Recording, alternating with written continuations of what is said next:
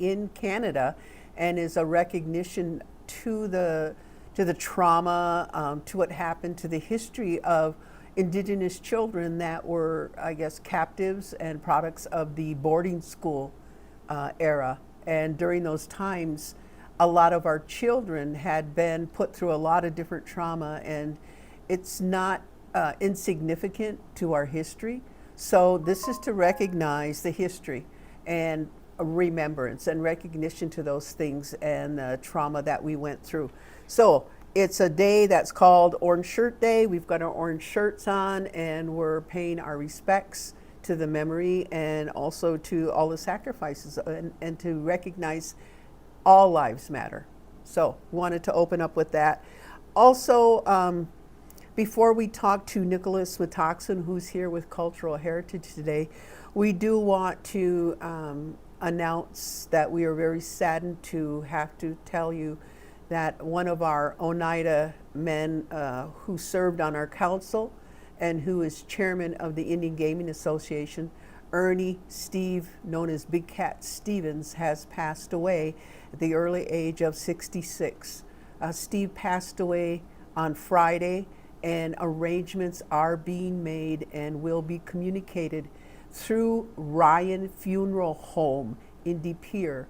And if you want to watch and go online, it is www.ryanfh.com, ryanfh.com.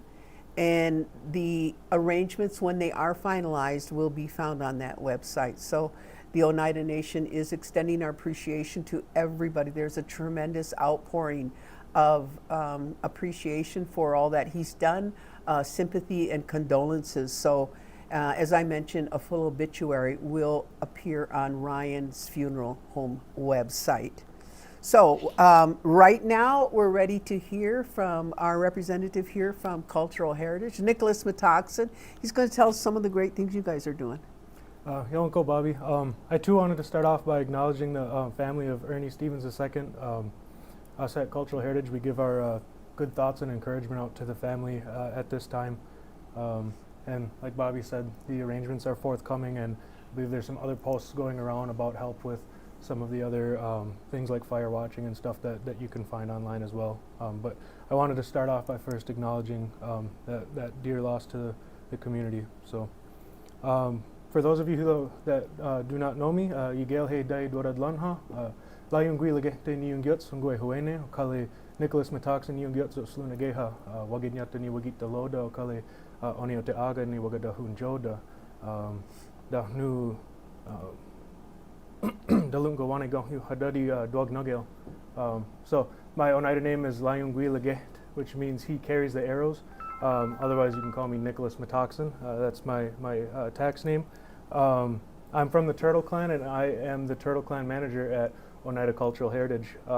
And what the Turtle Clan what the Turtle Clan consists of at Oneida Cultural Heritage is the Oneida Nation Museum, the Oneida Community Library and Green Earth Branch, the Oneida Nation Museum, and the Oneida Tribal Historic Preservation Office.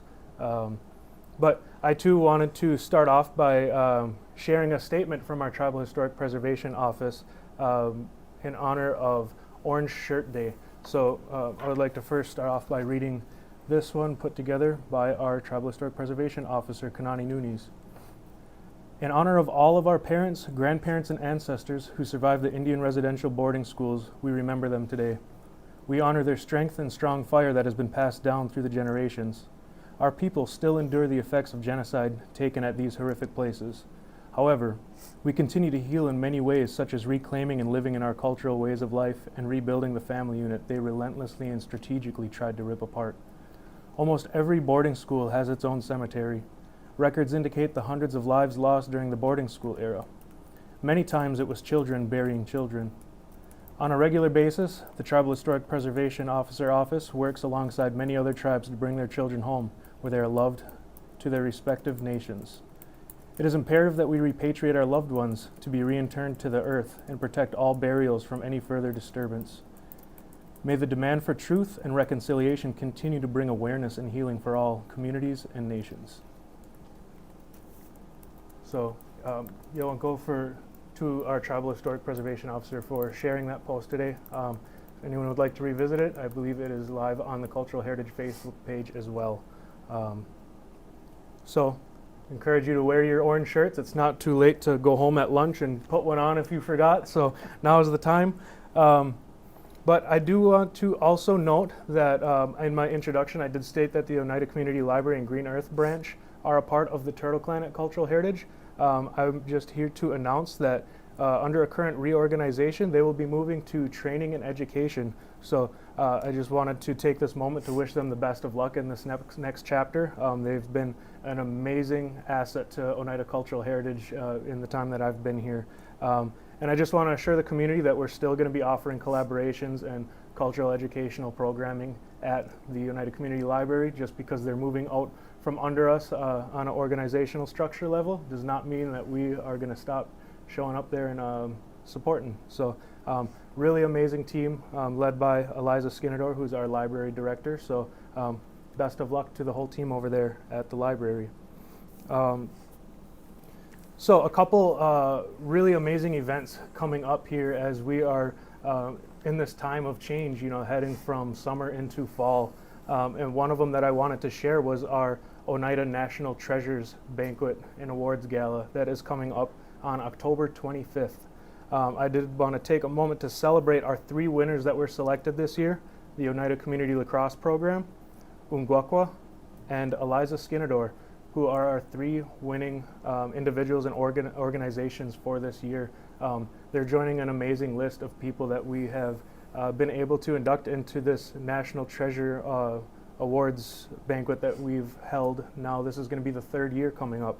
So our registration is live on our Oneida Nation Arts Program Facebook page, as well as in the most recent publication of the Gully Wee Sox. So we love to have everyone come out and support these amazing community members and organizations. There's no charge, and I don't know what's on the menu. It might be that roasted chicken at the Oneida Hotel, and if so, you better fill up that registration form because that's going to fill up fast. So we hope to see you all there for that.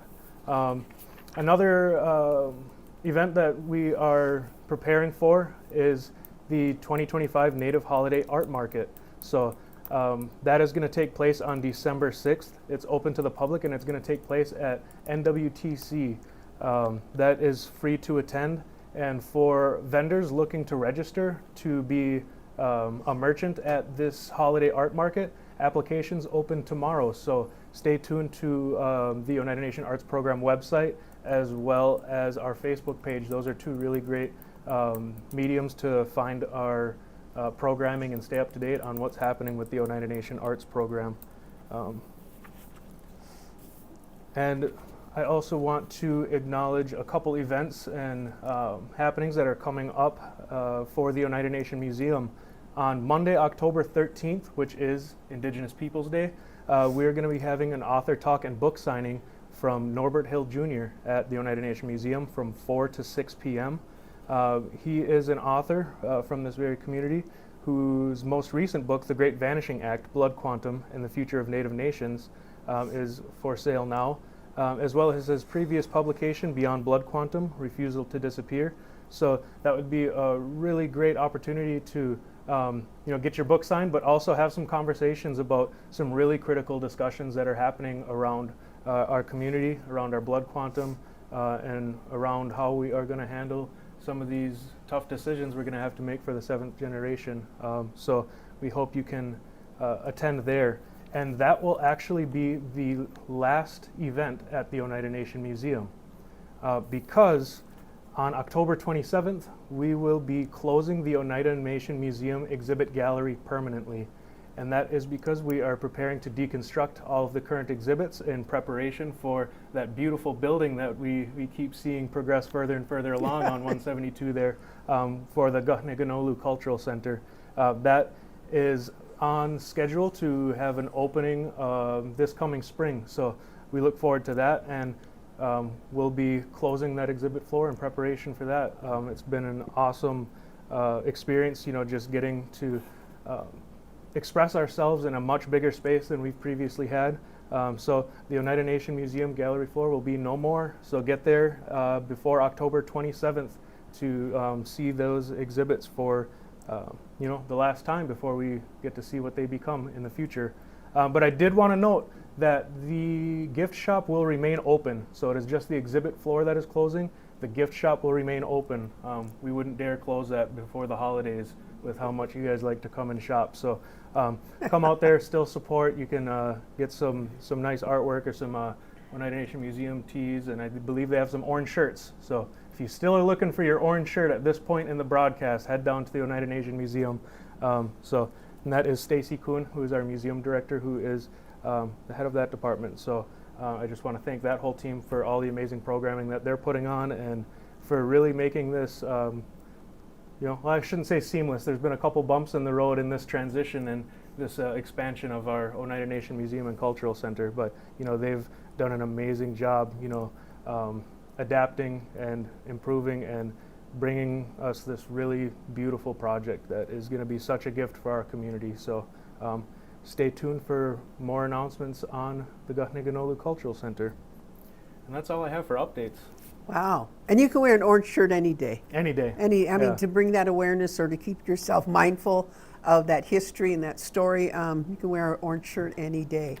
About the changing of the guard from the Oneida Nation Museum to the new location, do you have a projected opening date or month that it might be opening? I don't believe we have an exact date yet. You'll have to stay tuned for that one. We'll for sure be vocal about the opening on Facebook when that time comes. I know construction, I believe, is set to conclude in March. Okay. But that doesn't necessarily include all the exhibit installation and things like that. And then we're going to do a couple soft openings for some of the elders who helped with the exhibit design and give them those first look. And the veterans, different groups like that, are going to get some of those first tours for their role that they've played in really helping us get this project to where it is today. So no exact date yet, but you'll see that Next building spring, get really late or early spring. Yep. Sounds good. All right, that's a way to start a new season with our culture and our heritage. And as you mentioned, it's going to be such a marked improvement of reaching out to the community, the pride, as well as the outer community, people who want to come and learn about who we are and where we came from, why we're here. So really looking forward to the museum. Yeah, and of course, Christmas shopping, Yeah, birthday yeah, right. shopping. Yeah, the gift shop is going to go through an expansion too, so there's going to be more opportunity for artists to include their work in that, as well as some of the artists from the other Haudenosaunee communities across the Confederacy that have been wanting to sell some of their goods. So that's going to only expand, and the exhibit floor, I got to walk through the other day, and it is breathtaking. It is. All right.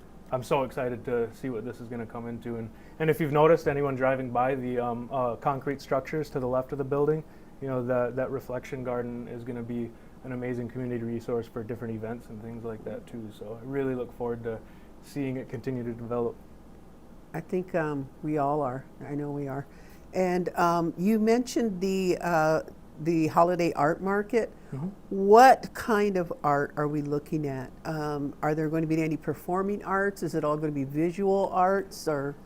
This one is primarily vendors, so anyone who has physical art. Okay. The category is completely up to the vendors that choose to register for it. I mean, we've seen everything from contemporary art done by our native vendors to more traditional jewelry and things like that. So it really depends on who shows up. It's a really great opportunity to exhibit the variety of art forms that our community has. So it's impossible to really categorize it, but it is more physical art than it is performing art. And more for purchase? Yep. Okay. Mm-hmm. All right. So bring your money. Yep. Bring your plastic, your paper, whatever money you have. All right. Thank you. Also, I just want to say my appreciation goes out to Maya Sharnan, who sat in for me last week. I was in Anniston, Alabama for some much needed training, and it was some awesome training. So I feel like I've been rejuvenated to some extent, and I do want to say thanks, Maya. You did a great job. I was able to tune in during our lunch break and watch. You did a great job. And also just wanted to let you all know that we are going back to Facebook. next week. We had some changes and we went to YouTube, but we found that Facebook is actually a better fit. And now, having been on YouTube and having been on Facebook, we're going to split and be equally accessible on both. So we will be primarily on Facebook, and then we'll stream it over to YouTube. So we're not going to lose any viewers. I think we're going to expand our reach and try to keep, excuse me, try to keep our community as updated as we possibly can on all the great things like our Cultural Heritage Department, our business committee, and what they're doing, working in the government, educational programs and construction, all the things that we bring to you. We hope to keep that stream of information going live to you a couple times a week.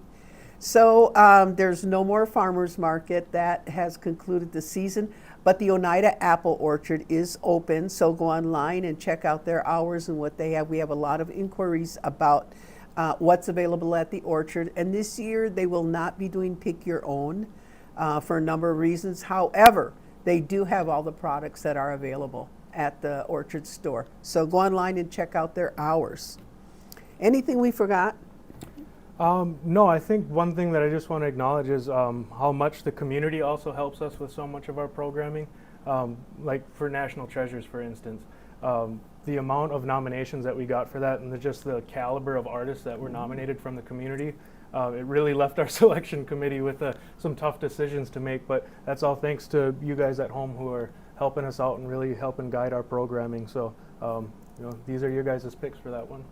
Well, we have a lot of dynamic Oneida people. For sure. So it's a nice problem to have. With that, I do want to say thank you very much, and we'll see you next week. Nungiwa. Nungiwa.